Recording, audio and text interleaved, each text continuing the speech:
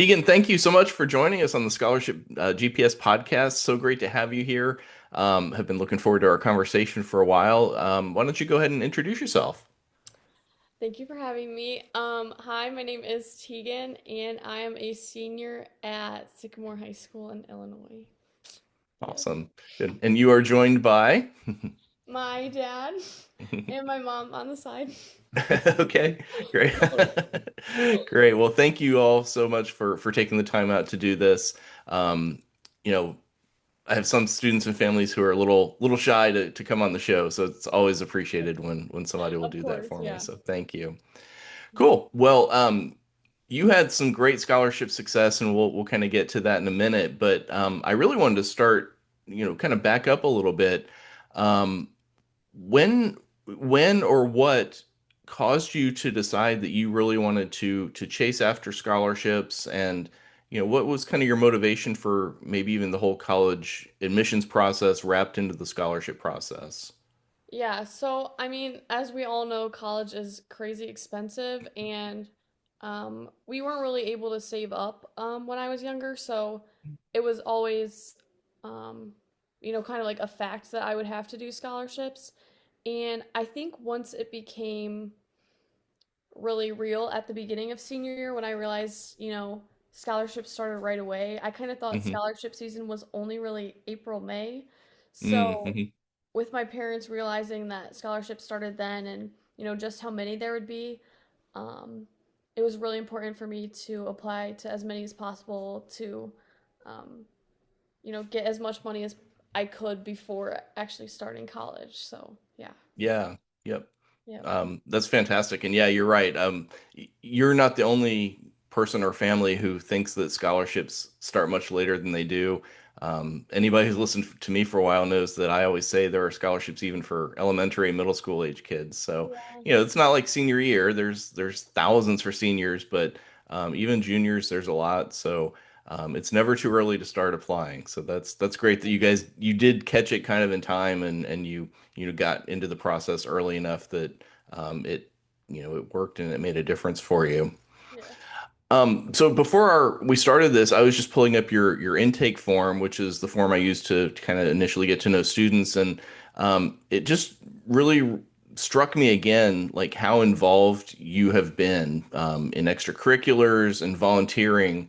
Um, what was kind of the impetus for that? Is that just kind of naturally who you are? You like to get involved, or was there some strategy as you were thinking about college from, an earlier age?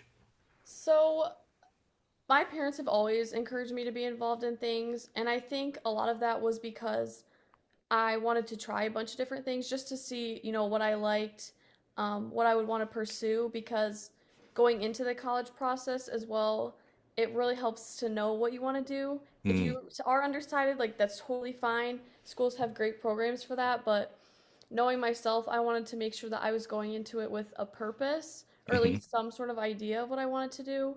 Yep. So I think the extracurriculars and being involved kind of came with that.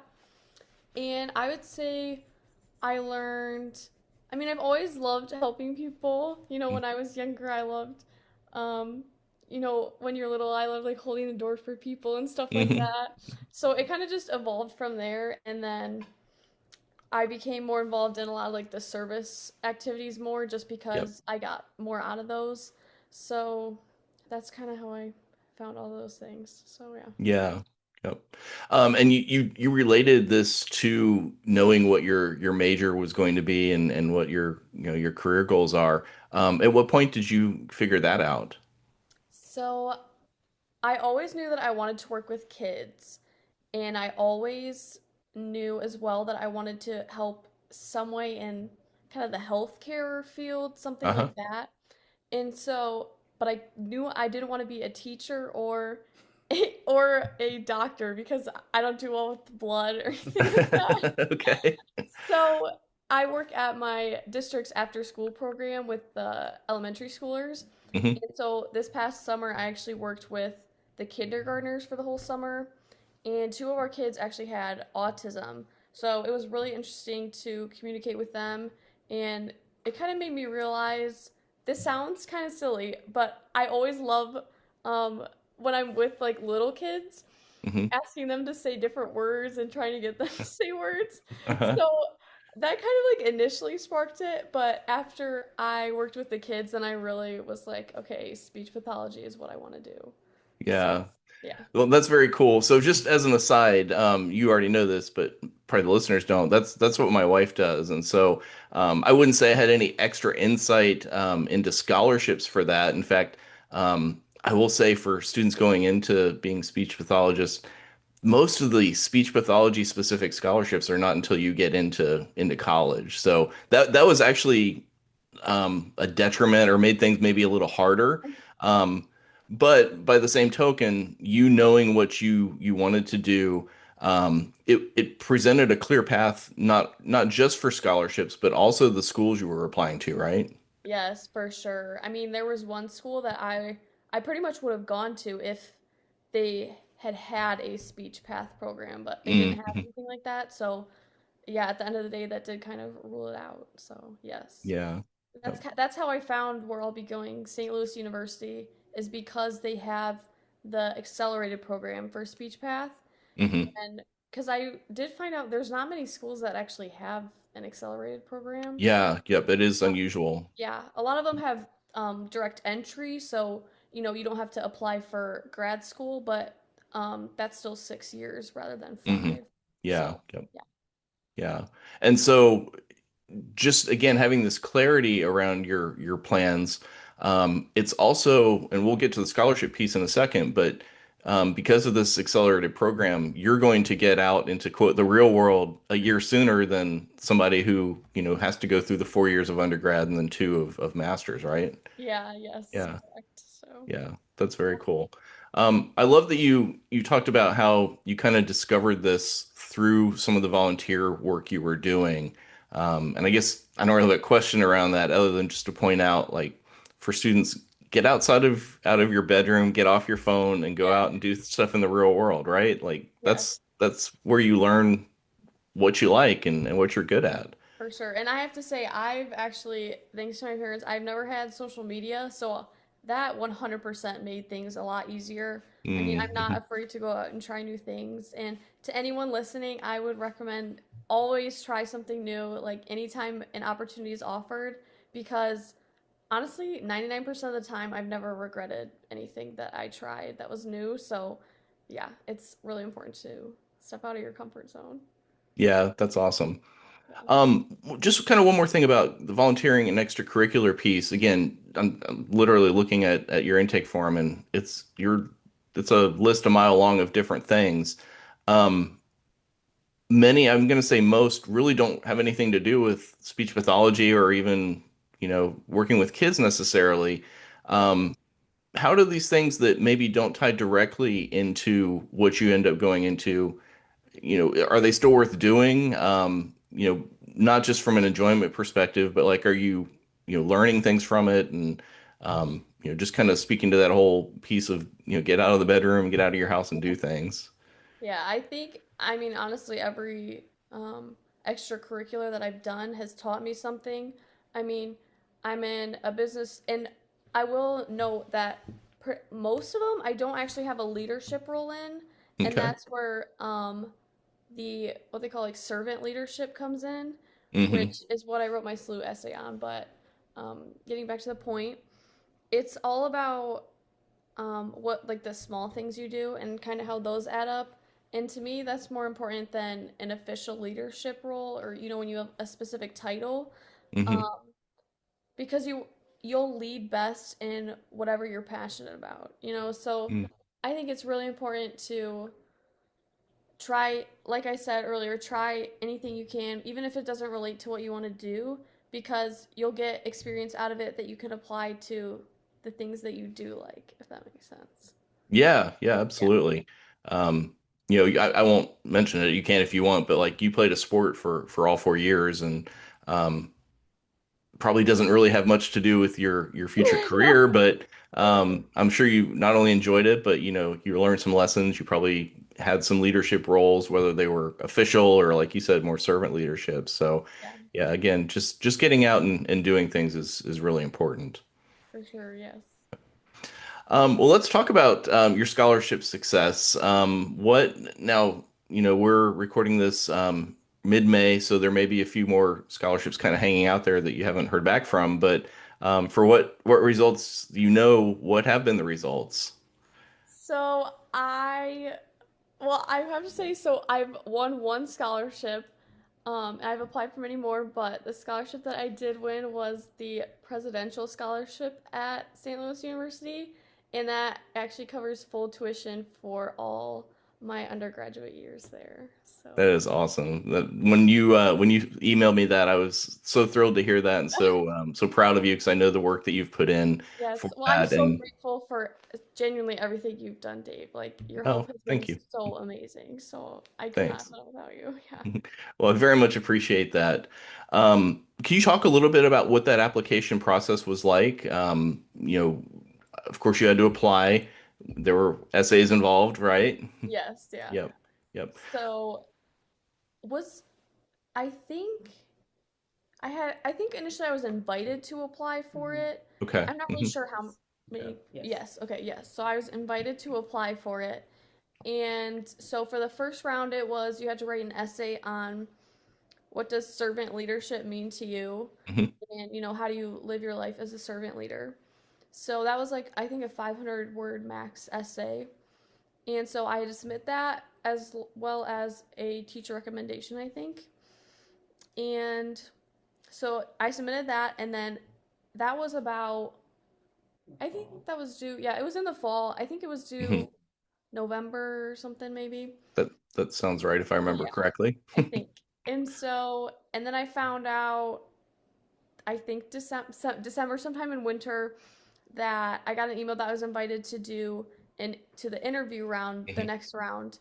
And so basically, the interview round was a virtual interview. So I wasn't directly talking to anyone. And basically, they had three predetermined questions. And luckily, you did get the questions beforehand, so you could think about them. Hmm.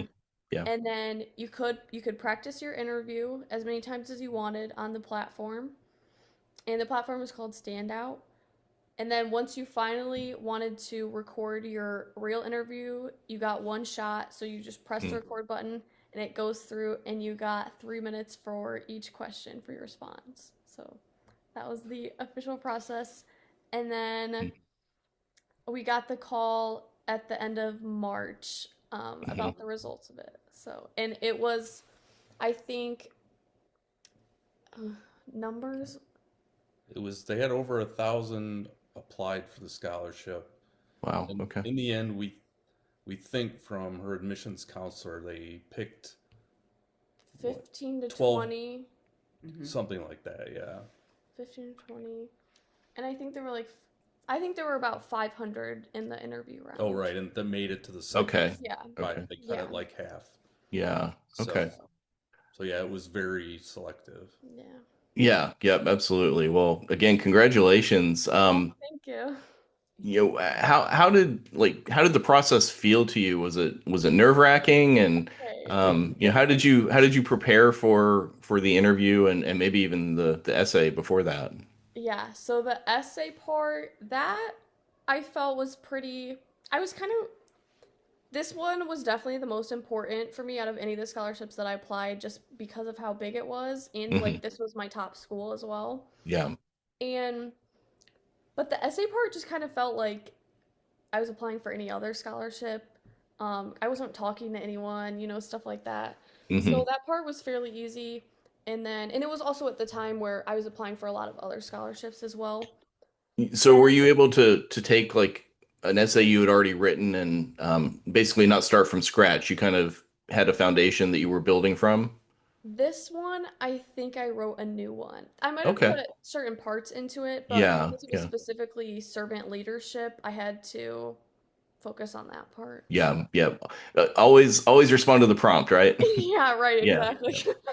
Yeah. So, and I think, and the really special part about this scholarship was servant leadership is pretty much exactly how I lead. I don't really take on like the official roles or Hmm. anything like that.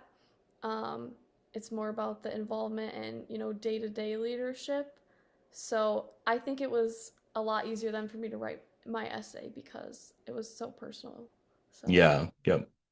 And then for the interview process, now that process is very different than most of the other scholarship interviews that I've been involved in. Um, but you still had to prepare, like, yes. what was that process like for you? So, it kind of took me back to speech class in sophomore year. So, I had my flashcards, and at first it was just brainstorming based on the questions. Like, Hmm. I had a whiteboard, so I kind of just wrote all my ideas out. And one of the big things that I did was actually research organizations at SLU that I wanted to be a part of I because love that. it asked how you would, one of the questions was like, how will you contribute to the SLU community? Yep. And again, I think just because the scholarship was so important and I loved SLU so much that I was willing to put in that effort because like I wanted to explore, which organizations I would be a part of Hmm. and incorporating those into all my answers, I think definitely had a really big impact on me winning the scholarship as well, just because you're showing that you care about it. Yeah. Um, and then for preparing for it, I practiced a lot, practiced with a timer because you like Hmm. 3 minute limit. And actually, when it came to recording the real interview, I got through the first question and I had my note cards like right below the camera, so I was Hmm. still looking at the camera, but just in case I forgot. And so I get the first question done, okay, all good. And it goes to the second question and I'm recording and I'm in the middle of talking and then the screen starts processing. And I Oh was like, no. uh and so I was just like, well, it is what it is, I guess. Because I had planned the timing pretty much perfectly for my Sure, yeah. responses. Yep. And I was actually recording on my phone on the side so I could watch it back. So I just kind of moved on. I did the third question. Hmm. And then later I actually watched it back and I realized it had only been 2 minutes from the Um, time I started the second question to the end when it should have been three. hmm. So I was like, oh, this is a revelation. So I emailed them and I was like, hey, like, would it be possible to redo this question? I didn't get the full time. I don't want it to impact me badly. Hmm. And this was actually probably 5 days or Oh, something before it was due. oh, when you first did it, yes. Yes. I Okay. emailed them All about right. 5 days before it was due. Hmm. And I was going to be gone the last 3 days before it was due at an event. And so I emailed them. I said, hey, would I be able to redo this? They said, if you did, you would have to redo the whole interview and you would have to do it by the deadline, like no exceptions. Uh-huh. Yeah.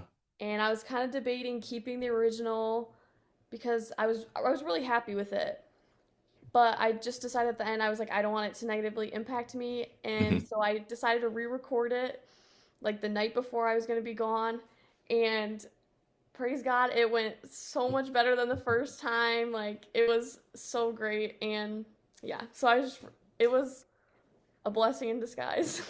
Yeah, yep. But Well, I think that makes a good point, and it's something that I try to drive home with the students I work with is the real deadline is not your deadline. Your deadline needs to be a few days before, because there's going to be technical glitches sometimes, right? yes, And you ran into that. Thankfully, you were proactive, you reached out, and they were willing to work with you. I will say that that's not maybe even the norm. A lot of yeah, times, especially if you're at deadline day, and this would have been even true for you, they told you this, like it would have been too bad, right? You couldn't have done anything else. So, getting things done before the actual deadline gives you a little bit of, for lack of a better word, a grace period to yeah, work with these glitches. And then also reaching out to whether it's the college or the scholarship organization, when you have a question or you have a glitch, respectfully and humbly asking for questions or assistance, it can never hurt, right? yes, for sure. And I thought, if they get my video and then they find out that I had the chance to redo it but decided Mm, not to, that doesn't really look good on my part. yeah, yep, So, yeah. yep. One of the other things that you talked about was not just loving the college, but really knowing it, researching these clubs and organizations that you're going to be involved in. And I think that's whether it's again a school specific scholarship or any scholarship, the more you can just demonstrate that you have knowledge about the purpose of this scholarship or this organization or this college, and the more you can demonstrate alignment with that organization's mission and values, the more likely you're going to have success with scholarships. Yeah, for sure. I would say, I mean, of course, I'll never know exactly why I Sure. stood out or was chosen, but I feel like the two things that for anyone watching that I would recommend, definitely demonstrate interest. I mean, they want to give the scholarship to someone who's interested in what they're doing and who's going Hmm. to pursue it. And then also just be yourself because if the scholarships doesn't not accept you for who you are, but if you're who you are is not a right fit for the scholarship, then the scholarship isn't for you, kind of a Hmm. thing. Yeah. Yeah. So, put your personality into whatever it is. I was laughing at times in the video, making dog jokes, but but yes, definitely just be yourself. They don't want someone who's just mumbling at a camera, so Yeah. yeah, Yep.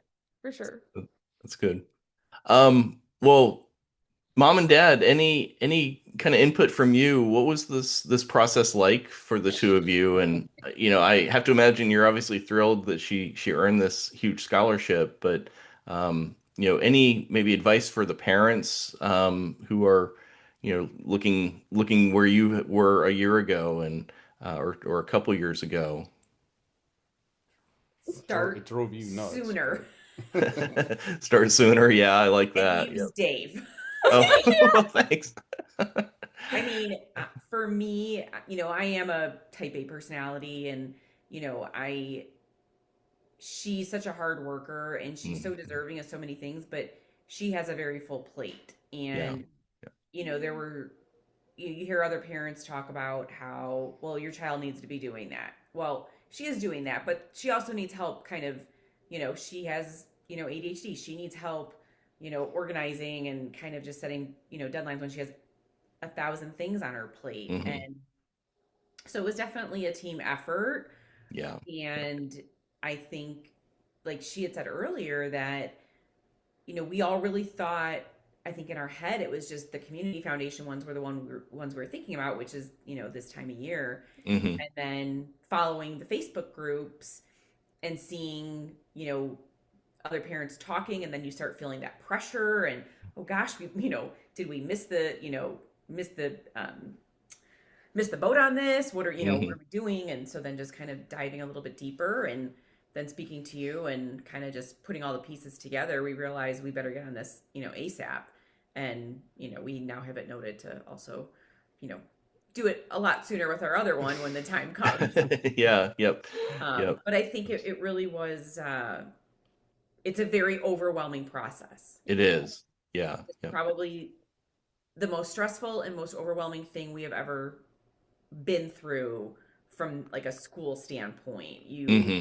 Um, I think it's also we just really wanted her to be where we know she was meant to be, but we Hmm. couldn't, financially support all of it. Um, Sure. so it was just we had that motivation for us to, we kept telling her, you have to do it. You have, and if you don't receive anything at the end, you at least know you tried. Yeah, And and if I didn't, then it would have meant that I would be going to um a local college that Hmm. was a lot cheaper. So, Yeah. Yep. Yeah. It's so funny that you said that if things didn't work out, at least you tried. I think literally every interview I've done with students and their parents, but they all have said that. It's like um, maybe in a sense, somebody hearing this might think, well, yeah, that's easy for you to say because you did win the scholarship. But yeah. there's lots of things that we do in life where we don't have success, and you rarely look back regretting that you at least tried and did your best, right? mhm. Mhm. I mean, Yeah. she's applied for, oh gosh, I'd probably say about, would you say 10 already that you have not received or you did not win? the ones I've been notified about, yeah, it's Right. been about Hmm. 10 probably. Right. Yeah. Yep. So, and there's, there's quite a few more that she Probably obviously like has applied for, but 20, 25 more yeah. that I still. But it was, I mean, if there's a no, there's a no, there's a no, but Hmm. you can't give up. Yeah, and Yeah. Yep. you can't, like they say, you should always have hope, but you can't ever, expect anything. So Hmm. it's always just like staying humble and trusting that things will work out the way that they're supposed to. So I Yeah. had no expectation whatsoever of winning this. There was a day they had a presidential scholar visit day, Hmm. after the interview round, so we didn't know who had been selected yet. Okay. So you went to SLU's campus and everything, and I'm looking around and I'm seeing all these people, and there were way more people than I expected. Hmm. And I was just like, okay, like I didn't get it, it's not for me. Like I'm sure there's someone else out there who deserved it more than me. So yeah, it was surreal when we got the call. Yeah. We Yep. we think all along we thought she probably had a pretty good chance at it because for one, she was focused on, exactly what major she was hoping to Yep. do. Hmm. And they also have this MICA program, which is a service program, really, Service right? based, yeah. It's a Hmm. service program that she wanted to be in that program. Um, and she wanted to go to a Catholic university, and this one's a Jesuit school. Hmm. And so that was right up, her alley as well. So we think it was kind of that small list of focused things that may have set her apart from, I'm undecided. I want, just Yeah. kind of, I want to go to your school, but, and so she had been already been told she had a pretty good merit scholarship. So Okay. it was a Okay. pretty good chance she would go there, but this was, just a huge add-on, Yeah. Yep. Yeah. guarantee that she'd Above go and beyond. Yeah. there. Yep. Yeah. And That's I'll awesome. just add in there really quick too. And my husband touched on it earlier. Is I think a big part of it, and Teagan touched on it too, was it's really about the intentionality there and Yeah. Yep. being genuine. We talked about if you applied it, if you had been a candidate for another school that you applied to, like she said, she might not have been a good fit for that school. Hmm. Yeah. And I think Yep. it was just they truly saw, or that's what we think, they just truly saw how well she'd fit, and that her intentions and her genuineness were all there, and Hmm. it wasn't anything that was fake. It wasn't anything that was scripted. It was just true, genuine words coming from her heart and her mind and her, where she wanted to be. So I think that was a big part of it. It's just they saw that, and we really also were constantly in communication with the admissions Yeah. counselor. Yeah. Mm, okay. And again, we don't know, but we think too that makes a difference. If they see that Hmm. you want to go there, and Yeah. you're constantly hounding them with 3,000 questions. Yeah, yeah. That is a great point, though, and I think a lot of people feel like they may be bothering, the Sure. admissions counselor or the financial aid office or, the scholarship provider. But as long as you're asking, real heartfelt questions that you really need an answer to, and maybe did a little bit of due diligence before that this is not something you could have just found easily on the website. Most of these folks, that's what they're there for. They're there to answer questions and kind of guide you through the process. So, um, it goes back to what you originally said, being intentional about things. Yeah, that's really good advice. Good. Well, before I let you go, is there any other, speaking of advice you would want to give either to the students who are listening, parents who are listening, just anybody, as they're preparing for college, preparing for scholarships, what's something that you would recommend that they do? Yeah, so for the students, um, let me just affirm that this has been the most stressful, draining process ever. I didn't expect it at all. But just like stay committed to it. Just keep putting yourself and your best effort in, and it will pay off at the end of the day. Um, and yeah, just stay true to yourself and make sure you're going off of your values and what you want to Mm, pursue. So, yeah. Yes. Yeah. Try, like, keep going, push through. It'll be Yep. worth it. Yep.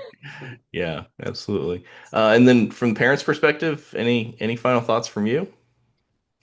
Oof. Keep a tracker. That's a big Mm, part, yeah. Yep. to try to stay organized. Hmm. And like you had said, Dave, submitting it before the deadlines. Yep. I Yeah. mean, still probably need a little work with that one, but Yeah. thanks to Um, you, you helped her kind of Yeah. finish them out at the very end, being so responsive. But Yes. also, I think too, really reading ahead on some of those scholarships to know what the requirements are. mhm. It's great if you know the deadline, but then you go back and you look and you see, oh geez, they need a letter of recommendation, Yeah. or Yep. this actually needs to be surprisingly mailed in still, Hmm. Yeah. not Yep. emailed, not, Hmm. submitted online. Yeah. So does it need to be postmarked by that date? So just really doing that research ahead of time to know, to prepare. So even if you are inching up at the last minute, you're going to submit that application and go, oops, it's not complete. So Yeah, Yeah. and Yep. follow the directions. Like, make sure you read yes, every Yes. part to make sure you're not going to be automatically disqualified.